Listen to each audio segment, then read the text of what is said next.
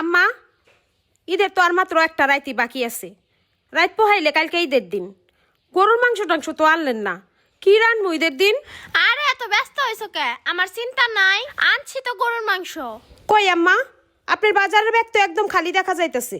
গরুর মাংস তেলে আনছেন কোন ব্যাগে? তোমার কি লগে চোখ আছে? চোখ থাকলেই না দেখবা। এই ব্যাগের মধ্যেই মাংস আছে, যাও ডিশানো। এই ধরো তোমার গরুর মাংস।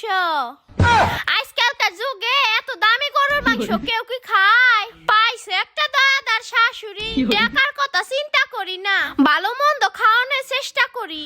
কিন্তু আম্মা, এতটুকু গরুর মাংস আনছেন আপনি, এটুকু লাইন আমি কার মুখে দিমু? আপনি নাতি নাতকুরের মুখে দিমু না আপনার মুখে দিমু না আমি খামু? ওরে আমার জিবলারে গাল ওঠে না। বাপের বাড়ি কোন লেটটা খাইছো আমি জানি না।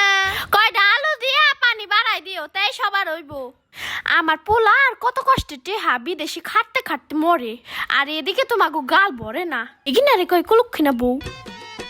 আমি দুঃখে ময়রা যাই।